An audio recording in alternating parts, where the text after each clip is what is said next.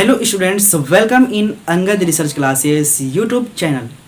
Dear students, आज के इस लेक्चर में हम लोग पढ़ेंगे संख्या पद्धति की प्रश्नावली नंबर 1.2। क्या चीज़? संख्या पद्धति की प्रश्नावली 1.2 के बारे में आज के इस लेक्चर में हम पढ़ेंगे और सारे प्रश्नों को कवर करने की कोशिश करेंगे, इसलिए आप लोग बने रहिए। अगर आप इससे पहले की वीडियो नहीं देखे हैं तो आज की वीडियो के डिस्क्रिप्शन बॉक्स में जाइए, वहाँ पे प्लेलिस्ट की लिंक मिल जाएगी, आप सारे वीडियो को देख सकते हैं। ठीक है ना? तो चलिए हम आरंभ करते हैं। प्रश्नावली 1.2 का पहला सवाल हमारा कहता है कि नीचे दिए गए कथन सत्य हैं या असत्य हैं, कारण सहित बताइए। आपको कारण के साथ बताना है कि सत्य है कि असत्य है। प्रश्न पढ़िए। सबसे पहले इसमें 3 प्रश्न है। प्रश्न नंबर 1 में 3 ठो प्रश्न पूछा है। इसमें सत्य असत्य छांटना है और इसके बाद बताना है कारण के साथ सत्य क्यों है और असत्य क्यों है। ये बोल रहा है कि प्रत्येक अपरिमेय संख्याएं एक वास्तविक संख्याएं होती है। ये क्या कह रही है कि प्रत्येक अपरिमेय संख्याएं वास्तविक संख्याएं होती है। चूंकि देखिए हम आपको प्रकार बताए थे, वास्तविक संख्या किसे कहते हैं ये भी बताए थे कि वास्तविक संख्या किसे कहते हैं। वास्तविक संख्या वो होते हैं जिसमें परिमेय संख्या और अपरिमेय संख्या दोनों होते हैं। वास्तविक संख्या में हम बताए थे आपको, वास्तविक संख्या में परिमेय संख्या और अपरिमेय संख्या, परिमेय संख्याएं और अपरिमेय संख्याएं जो है अपरिमेय संख्याएं। वास्तविक संख्या में परिमेय और अपरिमेय दोनों होता है। तो ये प्रश्न कह रहा है कि प्रत्येक अपरिमेय संख्या ठीक है ना, वास्तविक संख्या होती है। तो ये सत्य है भाई, क्योंकि परिमेय संख्या जो है यही तो वास्तविक संख्या का प्रकार ही ना है। वास्तविक संख्या के ही ये बच्चा है, ये इसको बाप मान लीजिए आप, तो बाप के 2 बेटे हैं, ये और ये। तो ये जो है अपरिमेय संख्या इसी का बेटा है। ठीक है ना? तो हम कहेंगे कि जो अपरिमेय संख्या है वास्तविक संख्या हो सकती है। परिमेय संख्या भी हमारी वास्तविक संख्या हो सकती है। अगर लिखा हुआ होता कि प्रत्येक परिमेय संख्या वास्तविक संख्या होती है, तब भी हम कहते हैं कि हाँ, प्रत्येक परिमेय संख्याएं वास्तविक संख्या होती है। क्यों होती है? क्योंकि वास्तविक संख्या के प्रकार ही हमारी वास्तविक संख्या में ही आती है हमारी परिमेय संख्या। ठीक है? तो हमारा अपरिमेय संख्या के बारे में पूछा है कि प्रत्येक अपरिमेय संख्या हमारा वास्तविक संख्या होती है। तो आप लोग कहिएगा सत्य है, क्योंकि प्रत्येक अपरिमेय संख्या वास्तविक संख्या होती है। काहे कि अपरिमेय संख्या इसका लाडला है। समझे ना? यानी इसी में आ रहा है, यानी इसका प्रकार है। वास्तविक संख्या जो होता है, वास्तविक संख्या जो बनता है, वास्तविक संख्या ये बनता है परिमेय संख्या से, परिमेय संख्या से प्लस में अपरिमेय संख्या से। ओके ना? तो यहाँ पे ध्यान दीजिए, हम कह सकते हैं कि प्रत्येक अपरिमेय संख्याएं वास्तविक संख्या हो सकती है, प्रत्येक परिमेय संख्याएं भी वास्तविक संख्या हो सकती है, यानी कि प्रत्येक अपरिमेय संख्याएं वास्तविक संख्याएं होती है। ठीक है? तो यहाँ पर लिख देंगे हम उत्तर में सत्य है। क्या है जी? सत्य है। क्योंकि इसका लिखना पड़ेगा, क्योंकि यहाँ पे लिख सकते हो चूंकि में, कि वास्तविक संख्या जो होता है, वास्तविक संख्या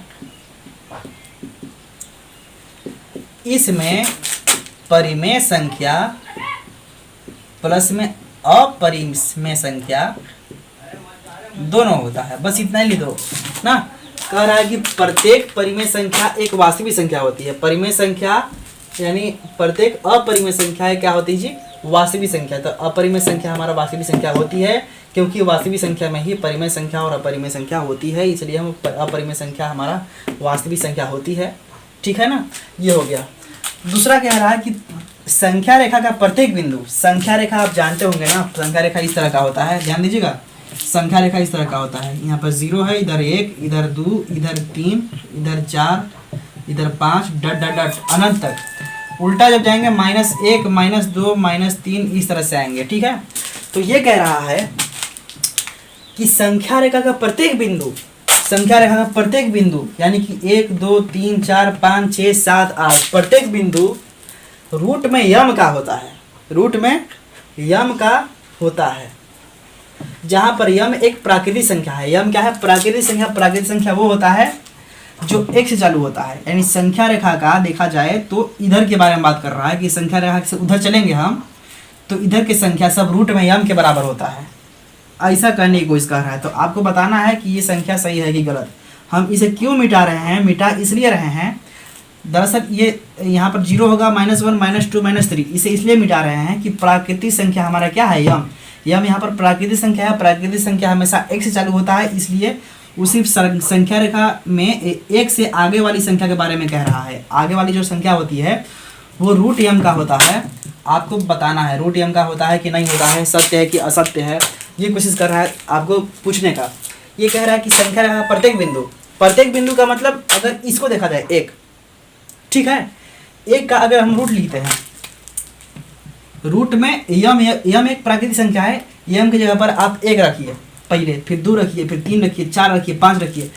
अगर रूट यम के रूप का आएगा तब कहेंगे कि हाँ यहाँ पे प्रत्येक रेखा का बिंदु जितना भी होता है, संख्या रेखा पर प्रत्येक बिंदु हमारा रूट यम का होता है। अब अगर नहीं होगा तो नहीं। सबसे पहले हम रूट में यम की जगह पर 1 रखते हैं हम, तो इसका जब रूट 1 होगा तो कितना इसका मान आएगा, 1 आएगा। चलो रूट में 2 का देखो, इसको तो इसका तो हल नहीं हो सकता है, हल होगा तो दशमलव में आएगा, ठीक है। तो यहाँ पर रूट में 2 ही हो गया। रूट में 3 को हम रूट में 3 ही लिख सकते हैं, क्या चीज़, रूट में 3 ही लिख सकते हैं। इसको रूट में जो 4 है इसको हल करेंगे तो 2 निकल जाएगा, यानी इसका वर्गमूल निकालेंगे तो हमारा 2 निकल जाएगा। इसके बाद में 5 का रूट करो, 6 का रूट करो, 7 का रूट करो, यानी 5 का रूट, चाहे 6 का रूट, चाहे 7 का रूट, चाहे 8 का रूट ना, ये बाहर नहीं निकलेगा। लेकिन जब रूट का 9 का हम करेंगे तो इसका हम हल करेंगे रूट 9 ना, तो इसका वर्गमूल 3 आएगा। रूट 9 का वर्गमूल कितना आता है, 3, यानी कि जो 9 है इसका जब हम रूट लिखे, यानी इस रूप का जब लिखे तो हमारा बाहर निकल जा रहा है 3 ना, यानी कि ये वाला संख्या हमारा 3, चाहे तो ये वाला संख्या 4 का जो रूट लिए हैं, ये वाला संख्या 9 का रूट लिए हैं, जो निकला है 3 यहाँ पर, तो ये जो हमारा आंसर आया है हमारा इस रूप का नहीं है, रूट में ये हमारा संख्या नहीं आ रही है, यानी इस रूप का नहीं है। हम कह सकते हैं कि प्रत्येक बिंदु पर, संख्या रेखा में प्रत्येक बिंदु पर जो हमारा जो बिंदु होता है रूट में यम का नहीं होता है, क्योंकि अगर रूट में यम का होता तो इसका भी रूट हम निकालते तो हमारा रूट में 1 आना चाहिए, रूट में 2 होना चाहिए था, रूट में 3 होना चाहिए था, ये तो हो रहा है। लेकिन इसको जब रूट में 4 लिखे तो ये निकल गया बाहर, यहाँ पर 2 आ गया, और जो कि ये कह रहा है कि हमारा रूट में यम होना चाहिए, यानी बाहर नहीं निकलना चाहिए कोई संख्या, लेकिन ये बाहर निकल गया। कारण क्या है कि 4 का वर्गमूल हमारा 2 होता है, निकल गया बाहर। उसी प्रकार से संख्या रेखा पर रूट में 5 है, इसको कर दो तो ये तो बाहर नहीं निकलेगा। ये तो सही है कि चलो ये जो बिंदु है संख्या रेखा पर आ सकती है, रूट में हो सकता है, लेकिन जो यहाँ 4 है ये नहीं हो पा रहा है। चाहे तो 16 को जब हम रूट में करेंगे ये भी नहीं हो पाएगा। ये जो भी बिंदु है रूट में 16 इस संख्या रेखा पर नहीं आ पा रही है, ठीक है ना, यानी इस रूप में नहीं हो पा रही है। हमारी जो रूट में 16 जो है रूट में m के रूप का नहीं हो पा रहा है, क्योंकि जब रूट में 16 कर रहे हैं तो उसका वर्गमूल तुरंत निकल जा रहा है 4। रूट में 25 लिखो, इसका भी 5 वर्गमूल, यानी जो कहा है ना कि संख्या रेखा में प्रत्येक बिंदु रूट m का होता है, तो गलत है। प्रत्येक बिंदु नहीं होता है रूट m का। कुछ ऐसे संख्या होते हैं जो इस रूप का नहीं होता है। तो कौन कौन नहीं होता है, जैसे में रूट में 4 हो गया, ये रूट m का नहीं होता है। रूट में 16 हो गया, ये रूट m का नहीं होता है। रूट में 25 हो गया, ये रूट m का नहीं होता है, क्योंकि इन सब का वर्गमूल हम निकाल दे रहे हैं, ये निकल जा रहा है रूट से बाहर, ठीक है ना। तो प्रत्येक बिंदु को हम नहीं कर सकते हैं कि रूट में m का होता है, ठीक है। जहाँ पर m प्राकृतिक संख्या, प्राकृतिक संख्या का मतलब m जहाँ पर कुछ भी रखिए सब हमारा रूट m का नहीं होता है, कुछ ना कुछ उससे बाहर भी निकल जाता है ना। तो ये कह रहा है कि प्रत्येक बिंदु m का होता है, तो गलत है ना जी। तो इसको बोलो उत्तर में असत्य है, असत्य है। अब कारण क्या है, कारण भाई सत्य हो, क्योंकि उदाहरण दे दो, रूट 4 बराबर 2 लिख सकते हो, रूट 9 इक्वल टू 3 लिख सकते हो, रूट 16 इक्वल टू 4 लिख सकते हो ना। ये जो संख्या हैं ये भी तो संख्या रेखा पर आते हैं जी। जो 4 आते हैं, 4 हमारा संख्या रेखा पर आता है, जब उसका रूट निकालेंगे तो बाहर निकल जा रहा है बार बार। तो ये कहाँ से बिंदु उस पर आ जा रहा है, रूट में 4, समझे कि नहीं। तो यह हुआ हमारा दूसरा। इसके बाद तीसरा देखो, प्रत्येक वास्तविक संख्या अपरिमेय संख्या होती है। इसमें क्या उल्टा पूछा था कि प्रत्येक अपरिमेय संख्या वास्तविक संख्या होता है, लेकिन इस बार पूछ रहा है कि प्रत्येक वास्तविक संख्या अपरिमेय संख्या होता है। देखो यहाँ पर प्रत्येक वास्तविक संख्या एक अपरिमेय संख्या होता है। तो यही समझाने की कोशिश कर रहे हैं, ध्यान से देखिएगा। इसका उत्तर कैसे लिखेंगे हम? प्रत्येक वास्तविक संख्या अपरिमेय संख्या होता है। हम बताए हैं कि वास्तविक संख्या दो प्रकार के होता है, परिमेय संख्या और अपरिमेय संख्या। अब की बताओ तुम लोग, बाप बेटा हो सकता है, ठीक है, इसको हमने अगर बाप मान लिया और दो बेटे हैं, तो ये जो हमारा ये है वास्तविक संख्या, ये इसको हम बाप कह सकते हैं इसका, लेकिन इसका बाप हम इसको नहीं कह सकते हैं। इसका बाप हम अपरिमेय संख्या को नहीं कह सकते हैं, क्योंकि बाप बाप होता है और बेटा बेटा होता है ना। इसीलिए जो देखो, अपरिमेय संख्या वास्तविक संख्या हो सकता है, परिमेय संख्या भी वास्तविक संख्या हो सकता है, लेकिन वास्तविक संख्या अकेला परिमेय संख्या नहीं हो सकता है, चाहे अकेला अपरिमेय संख्या नहीं हो सकता। अगर वास्तविक संख्या होगा तो परिमेय और अपरिमेय दोनों होगा, ठीक है ना। अगर वास्तविक संख्या होगा तो परिमेय और अपरिमेय दोनों होगा, केवल अकेला अपरिमेय नहीं हो सकता है, चाहे अकेला परिमेय नहीं हो सकता है। यही पूछा है वहां पर कि प्रत्येक वास्तविक संख्या अपरिमेय संख्या होता है, प्रत्येक वास्तविक संख्या अपरिमेय संख्या होता है। तो आप नहीं कह सकते हैं, क्योंकि प्रत्येक वास्तविक संख्या अकेला अपरिमेय संख्या नहीं होता है, परिमेय संख्या भी रहता साथ में, तब कह सकते थे कि प्रत्येक वास्तविक संख्या परिमेय और अपरिमेय संख्या हो सकते थे।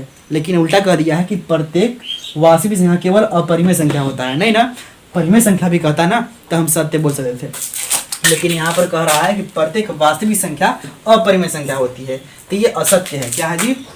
उत्तर जब लिखेंगे इसका तो लिखेंगे असत्य है।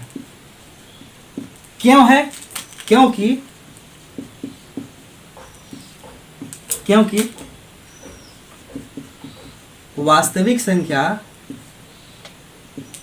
में परिमेय संख्या भी होती है, परिमेय संख्या भी होती है। और कह रहा है कि वास्तविक संख्या हमारा केवल अपरिमेय संख्या होती है ना, अपरिमेय संख्या ही नहीं होती है, परिमेय संख्या भी होती है। समझे कि नहीं? ये हमारी कारण है। ये हमारी प्रश्न नंबर 1 कंप्लीट होती है, आपको समझ में आई होगी। सेकेंड प्रश्न की ओर चलते हैं, तब तक इसको नोट करिए जल्दी से। अब देखते हैं प्रश्न नंबर 2। प्रश्न नंबर 2 क्या कहता है? क्या सभी धनात्मक पूर्णांकों का वर्गमूल अपरिमेय होते हैं?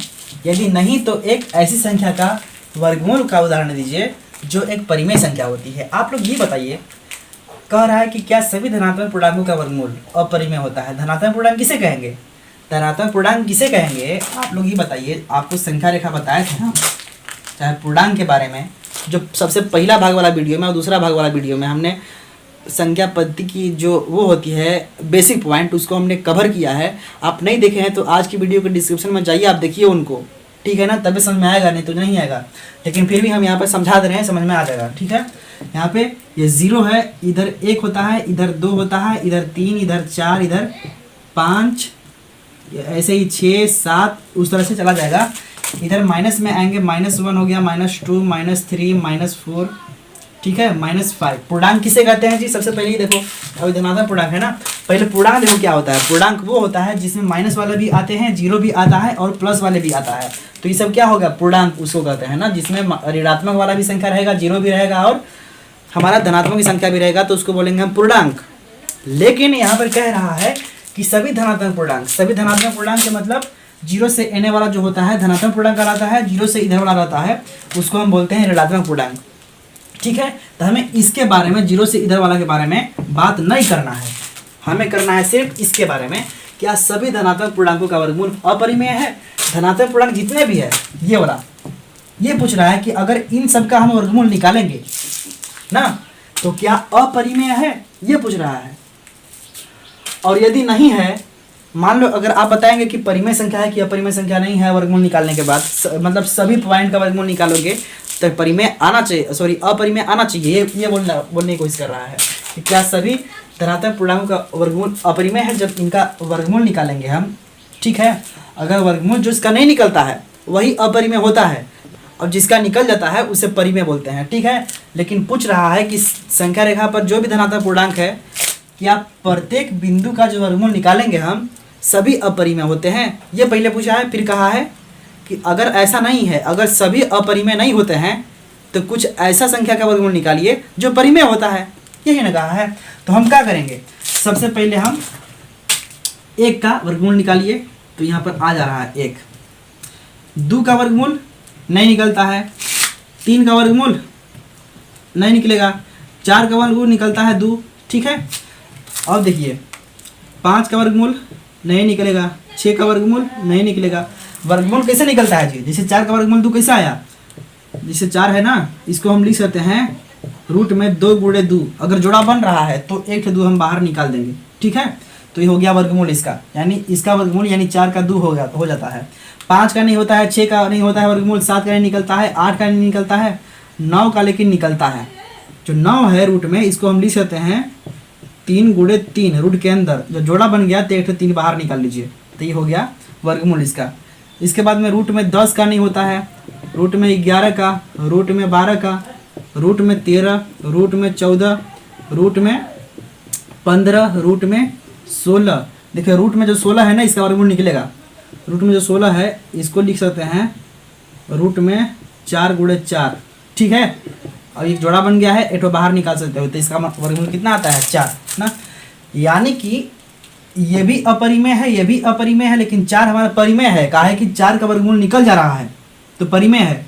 रूट में 5 अपरिमेय है, रूट में 6, रूट में 7, रूट में 8 अपरिमेय है, लेकिन रूट में 9 अपरिमेय नहीं है। कहा है कि इसका वर्गमूल निकल जा रहा है, रूट 9 का वर्गमूल 3 निकल जा रहा है। रूट में 10, 11, रूट में 11, रूट में 12, रूट में 13, रूट में 14, रूट में 15, इसका वर्गमूल नहीं निकल रहा है, इसलिए ये अपरिमेय है। लेकिन रूट में 16 का वर्गमूल निकल जा रहा है तो ये परिमेय है, ठीक है ना। तो कहा है क्या सभी धनात्मक पूर्णांकों का वर्गमूल अपरिमेय है, तो लिखेंगे नहीं, सभी धनात्मक पूर्णांकों का वर्गमूल अपरिमेय नहीं होता है। अब बताइए यहाँ पर 4 का जब वर्गमूल निकाले हैं तो परिमेय संख्या निकला है ना जी, तो हम कैसे कहेंगे कि रूट में 4 का जो वर्गमूल निकलेगा अपरिमेय निकलेगा, अपरिमेय छोड़ो है। कहा है कि इसका वर्गमूल निकल जा रहा है इसलिए परिमेय न हो जा रहा है, तो सभी का नहीं होता है अपरिमेय। तो हम लिखेंगे उत्तर में जैसा प्रश्न कहा है वैसा उत्तर दीजिए। क्या सभी धनात्मक पूर्णांकों का वर्गमूल अपरिमेय होते हैं, तो आप लोग कहिए कि नहीं, नहीं, सभी धनात्मक पूर्णांकों, सभी धनात्मक पूर्णांकों का वर्गमूल अपरिमेय नहीं होता है, अपरिमेय नहीं होता है, ठीक है। पहली लाइन ई लिखिए। फिर दूसरा कहा है कि अगर नहीं है तो एक ऐसी संख्या का उदाहरण दीजिए, वर्गमूल का उदाहरण जो एक परिमेय संख्या है, तो दे दीजिए उदाहरण। क्या करेंगे, रूट में 4 लिख दीजिए, रूट में 9 लिख दीजिए, रूट में 16 लिख दीजिए, रूट में 25 लिख दीजिए, रूट में 36 लिख दीजिए। ये सब संख्या रेखा पर तो आते हैं, जिसे 16 हो गया, इसका वर्गमूल निकालिए। तो देखिए यह एक परिमेय संख्या आता है, इसका वर्गमूल 2 होता है, ये परिमेय संख्या है। परिमेय संख्या उसको कहते हैं जिसको हम भिन्न के रूप में लिख सकते हैं। ये भी हमारा परिमेय संख्या जिसका वर्गमूल निकल गया, परिमेय संख्या। इसका वर्गमूल 3 है, इसका वर्गमूल 4 है, इसका वर्गमूल 5 है, इसका वर्गमूल 6 है, ठीक है ना। तो उदाहरण तो केवल एक ही मांगा था, लेकिन हम 1, 2, 3, 4, 5 दे दिए, समझे कि नहीं। तो देखिए हमारी प्रश्नावली नंबर 1.2 में कम से कम लगभग 4 प्रश्न हैं। कितने हैं, 4 प्रश्न हैं, जिसमें से कि हमने 2 प्रश्न बता दिया है, और 2 जो बाकी प्रश्न बचे हुए हैं ना, उनके लिए पटरी प्रकार चाहिए, स्केल चाहिए, पेंसिल चाहिए, गोला प्रकार जो है वो सब चाहिए, तब जाकर के वो बनेगा। वो कॉपी में समझाएंगे, इसी वीडियो के अगले भाग में हम उसको डिटेल से समझाएंगे अच्छे से, ठीक है ना। अच्छे से एक्सप्लेन करेंगे उसको, वहीं पे समझा जा सकता है, क्योंकि वहाँ पर नापने के लिए हमको क्या चाहिए, वहाँ पे प्रकार चाहिए, हमारा स्केल चाहिए, कैसे क्या करना है उसके लिए। और यहाँ पे हमारा स्केल पटरी पर अगर बनाएंगे तो आपको दिखेबे नहीं करेगा, तो कहाँ से आप कर पाएंगे। इसलिए जो प्रश्न नंबर 4 है, 5 है, सॉरी प्रश्न नंबर 3 और 4 जो 2 बच गया है, उसको नेक्स्ट वीडियो में हम बनाएंगे, जो कि इसके डिस्क्रिप्शन बॉक्स में ही उसका लिंक मिलेगा, तो आप लोग वहाँ से देख लीजिएगा, ठीक है ना, इसके अगले भाग को। और यदि आप इस चैनल पर नए हो तो प्लीज़ आप सब्सक्राइब करिए, और आपको वीडियो कैसी लगी कमेंट बॉक्स में जरूर लिखें, ठीक है। तो नेक्स्ट वीडियो में मिलते हैं, तब तक के लिए अपना ख्याल रखिए आप, धन्यवाद।